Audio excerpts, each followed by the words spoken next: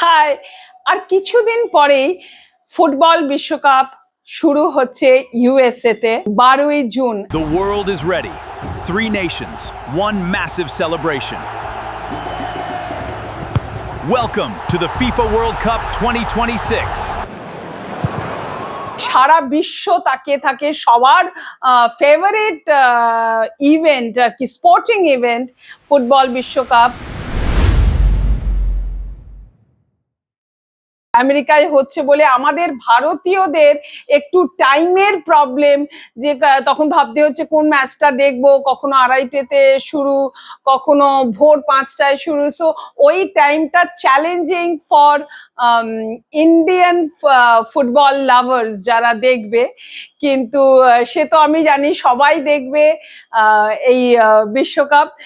সবাই অ্যাকচুয়ালি কি জানেন যে মানে প্রচুর দেশ পার্টিসিপেট করে এবং সারা বিশ্বে তারা তো নিজেদের দলের জন্য নিজেদের দেশকে সাপোর্ট করে, নিজেদের প্লেয়ারদের সাপোর্ট করে। কিন্তু ভারতীয়রা যদিও তারা ফুটবল বিশ্বকাপে মানে পার্টিসিপেট করতে পারেন না, তারা আপনারাও জানেন যে কেন।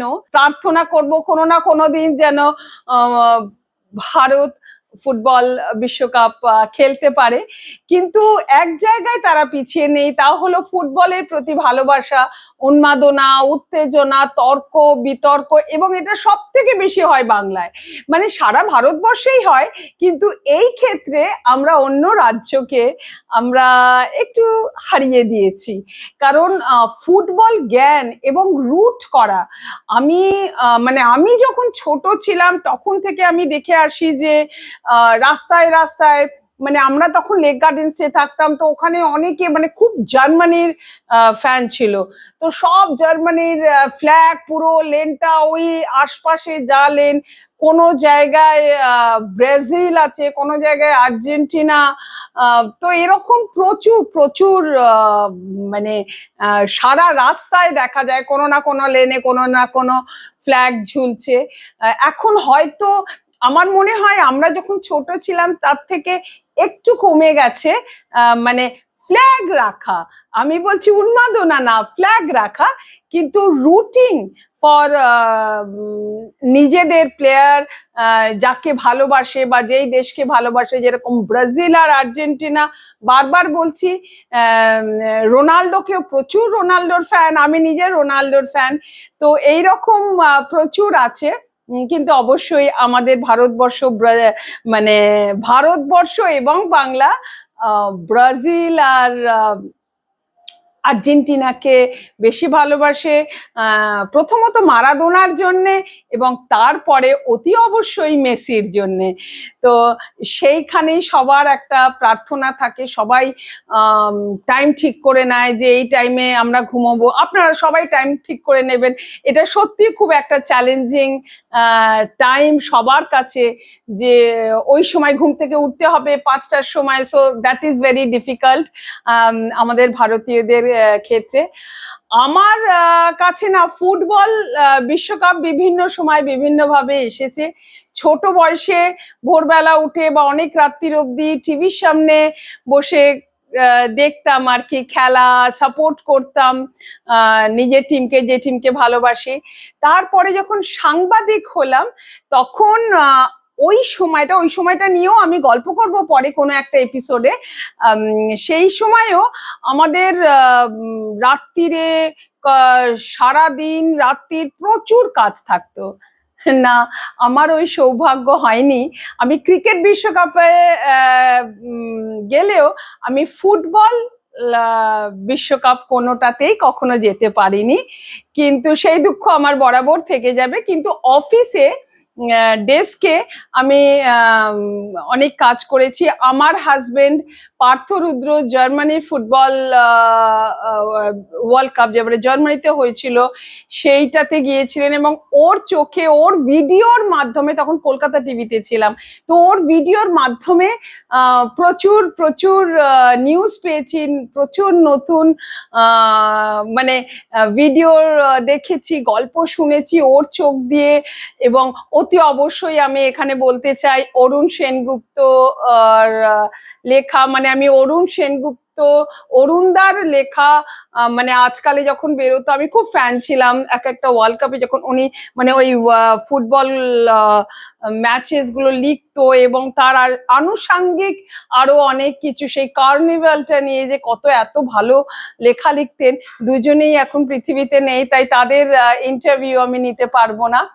কিন্তু আমি লাস্ট কাতারে বেশ কিছু সাংবাদিক গিয়েছিলেন এবং কাতার বিশ্বকাপটা আমি অনেকের থেকে অনেকের থেকে শুনি যে রিসেন্ট পাস্টে ওয়ান অফ দ্য বেস্ট। তার মধ্যে অতি অবশ্যই মেসি কাপ জিতেছিল বলে, মেসির হাত ধরে আর্জেন্টিনা কাপ ঘরে নিয়ে মানে জিতেছে বলে, তাই জন্যে আরো বেশি স্পেশাল। এবং সেই বিশ্বকাপে আমার খুব বন্ধু সাংবাদিক সুস্মিতা গঙ্গোপাধ্যায়, ও কাতারে গিয়েছিল, এবারে আমেরিকা বিশ্বকাপে যাচ্ছে কভার করতে। তো আমি ওর কাছ থেকে কিছু কিছু গল্প শুনছিলাম। খেলা তো আমরা সবই জানি, দেখেছি কি হয়েছে, কিন্তু অনেক কিছু মানে কন্ট্রোভার্সি কাতারে ম্যাচ শুরু মানে টুর্নামেন্ট শুরু হওয়ার আগে অনেক কিছু শুনেছিলাম। তো সেখান থেকে আমি কিছু কিছু কন্ট্রোভার্সি আমরা জেনেছিলাম না, তো সেইগুলো আমি সুস্মিতাকে বললাম যে কিছু গল্প আমাদের দর্শকদের, আমার ভিউয়াররা যদি একটু শুনতে চায় তো তাদের জন্য বলতে। তো দেখুন, আপনারা শুনুন, আপনাদের কেমন লাগে আমাকে অতি অবশ্যই জানাবেন। কাতার বিশ্বকাপ মেসি ভক্তদের কাছে যদি অন্যরকম ভালো লাগার হয়ে থাকে, তাহলে বাকি বিশ্বের ফুটবল ভক্তদের কাছেও কিন্তু একটা অভিজ্ঞতা। এবং আমরা যারা সাংবাদিকরা গিয়েছিলাম ভারতবর্ষ থেকে বিশেষত, তাদের কাছেও কিন্তু কাতার বিশ্বকাপের গুরুত্ব এবং মাহাত্ম্য খানিকটা ইউনিক বলা যেতে পারে। এই কেন ইউনিক সেটা বুঝতে গেলে একটু সেটাই বলি একটু আর কি। সেটা হলো যে কাতারে প্রথমত প্রথম বিশ্বকাপ যেটা হয় নভেম্বর ডিসেম্বরে, কারণ আমরা সবাই জানি বিশ্বকাপ চিরকাল হয়ে এসেছে জুন জুলাইতে, মানে সামার ব্রেক যেটাকে বলে ফুটবলে, সামার ব্রেকে। কিন্তু এই প্রথম, যেহেতু ওটা গালফে, সেহেতু গরম প্রচণ্ড, সেই গরমের জন্য কাতার বিশ্বকাপের সময় নির্ধারণ করা হয় নভেম্বর এবং ডিসেম্বরে। তো সেদিক থেকে ইউনিক। স্টেডিয়ামগুলোতে আশ্চর্য উপায়ে খোলা স্টেডিয়াম, এমন নয় যে এই ইউএস তে যে আসন্ন বিশ্বকাপ সেখানে কিন্তু বিভিন্ন স্টেডিয়ামকে গরমের জন্য ঢেকে দেওয়া হচ্ছে, কিন্তু কাতারের প্রতিটি স্টেডিয়াম ছিল খোলা, এবং সেই খোলা স্টেডিয়ামকে আশ্চর্য উপায়ে ওরা শীততাপ নিয়ন্ত্রিত করে দেয়। মানে এতটাই ঠান্ডা থাকতো স্টেডিয়ামগুলো যে একটা সময় গিয়ে ফুটবলাররা পর্যন্ত অভিযোগ করতে শুরু করেন যে আমাদের প্রচণ্ড ঠান্ডা লাগছে। তো এটা একটা আশ্চর্য অভিজ্ঞতা হয়েছিল। টেকনোলজিতে ওরা মানে টেকনোলজিকে কিভাবে যে নিজেদের আয়ত্তে এনে আবহাওয়ার পরিবর্তন করে দেওয়া যায় সেটা কাতার দেখিয়েছিল। ঠিক বিশ্বকাপ শুরুর দিন 7 আগে হঠাৎই একটা নির্দেশিকা এলো যে আমাদের ধর্মীয় আবেগকে মাথায় রেখে আমরা আপনাদের জন্য স্টেডিয়ামে মদ্যপান ব্যবহার বন্ধ করে দিচ্ছি, যেটা সব বিশ্বকাপে থাকে। মানে বিয়ার পাওয়া যায় বিশ্বকাপে স্টেডিয়ামের ভেতর, বিয়ার খেতে খেতে সমর্থকরা খেলা দেখেন, কিন্তু এই কাতারে সেটা বন্ধ করে দেওয়া হলো এবং একই সঙ্গে এই নির্দেশিকায় বলা হলো যে আপনারা এমন কোনো পোশাক পরবেন না যেটা আমাদের ধর্মীয় ভাবাবেগকে অসম্মান করে, আঘাত করে, এবং একই সঙ্গে আপনারা এমন কোনো আচরণ করবেন না যেটা আমাদের ধর্মীয় ভাবাবেগকে আঘাত করে। তো এবং একটা অদ্ভুত কথা প্রচার করে দেওয়া হয়েছিল যে কোনো ধরনের খারাপ আচরণ যদি কেউ করে তাহলে হয়তো মানে চরম শাস্তি হিসেবে হাত পাও কেটে দেওয়া হয়। তো এই যে এখানে আমার একটা জিনিস মনে হয়েছিল, এবং আমি যখন গেলাম কাতারে যাওয়ার পর কিন্তু অদ্ভুতভাবে লক্ষ্য করলাম যে আমাদের মিডিয়া সেন্টারে একটা বার কাউন্টার আছে। চাইলেই যে কোনো মিডিয়া পার্সোনাল সে কিন্তু কাজ করার সময় ওখান থেকে তার পছন্দের পানীয় নিয়ে সে বসতে পারে তার নিজস্ব ডেস্কে। তো তার মানে হলো যে কাতারে কিন্তু মদ্যপান নিষিদ্ধ নয়। আসলে যেটা করা হলো, এবং পরবর্তীতে দেখেছি যে সেখানে বার আছে, সেখানে নাইট ক্লাব আছে, সেখানে মহিলারা পর্যন্ত একা একা গিয়ে মদ্যপান করছে। তারপর বিভিন্ন মলগুলোতে যেসব পোশাক পরিচ্ছদ পাওয়া যায় সেগুলো কিন্তু মোটেই প্রিমিটিভ এজের নয়, সেগুলো কিন্তু যথেষ্ট আধুনিক পোশাক পরিচ্ছদ। মানে শুধু যে বাইরের লোকেদের জন্য এই পোশাকগুলো বিক্রি হচ্ছে তা তো নয়, তার মানে ধরেই নিতে হবে যে ওখানকার মহিলারাও ওই পোশাকগুলো পরেন। তো আসলে যেটা করা হলো সেটা, এবং পরবর্তীতে সমর্থকদেরও দেখেছি, ল্যাটিন আমেরিকান সমর্থকরা যেমন খুব খোলামেলা পোশাক পরতে ভালোবাসেন, তারা কিন্তু সেই পরেই ঘুরেছেন, কেউ কিছু বলেনি। আসলে যেটা করা হলো জানেন তো, সেটা হলো যে একটা লাইন ড্র করে দেওয়া হলো, একটা এর বাইরে তুমি যেও না। এই লাইন ড্র করাটা না সমাজের প্রতিটি ক্ষেত্রে খুব জরুরি বলে আমি মনে করি। কারণ তাহলে কিন্তু আমি কিছু অন্যায় কাজ করার আগে দ্বিতীয়বার ভাববো। এখানে কিন্তু সবই হলো, কাতারে কিন্তু সবাই সব কিছু, সবাই নিজেদের পছন্দের পোশাক পরলো, সবাই নিজের পছন্দের খাবার খেলো, সবাই নিজের পছন্দের পানীয় পেলো, পান তারাই ব্যবহার করতে পারলো।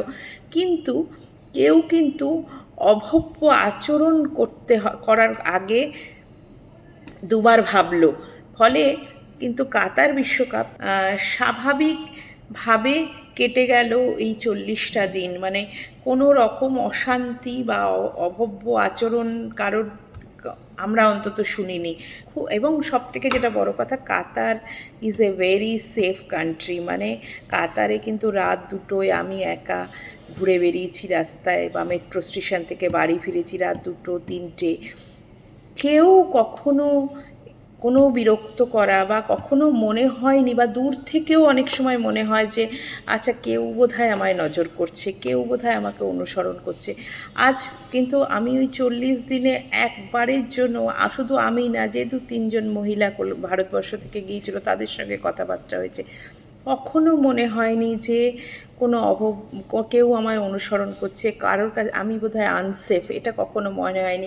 এই জুন মাস থেকে প্রত্যেক শনিবার আমার mitu_speaks-এ ফুটবল বিশ্বকাপের বিভিন্ন স্টোরি এবং বিভিন্ন মানে আগে যারা যারা ব্রাজিল বলুন বা অন্যান্য বিশ্বকাপে যারা গেছে সেসব সাংবাদিকদের কথা কিছু শুনবো, যারা এবারে যাচ্ছে না হয়তো কিন্তু আগে গেছে বা এবারে যাচ্ছে, তো তাদের বেশ কিছু কয়েকজনের থেকে কথা শুনবো, এবং একজনের আরেকজনের থেকে খুব আমরা কথা শুনবো, তার অ্যানালিসিস, তার এক্সপেকটেশন সবগুলো শুনবো, যে মানে পুরো ওয়ার্ল্ড ফুটবলটা খুব ফলো করে, এমনকি ট্রান্সফার অফ ক্লাব মানে প্লেয়ারদের, কোচদের ভীষণ ফলো করে, তার থেকেও শুনবো। তো এবারে বিশ্বকাপে দেখুন আপনাদের mitu_speaks-এ আমি নতুন নতুন এপিসোড আনছি, আমারও কিছু এক্সপিরিয়েন্সের গল্প শেয়ার করব। প্লিজ সাবস্ক্রাইব mitu_speaks, এবং আপনাদের যদি ভালো লাগে তাহলে ফলো করুন, লাইক করুন, এবং অতি অবশ্যই কমেন্ট করুন। ওকে, বাই।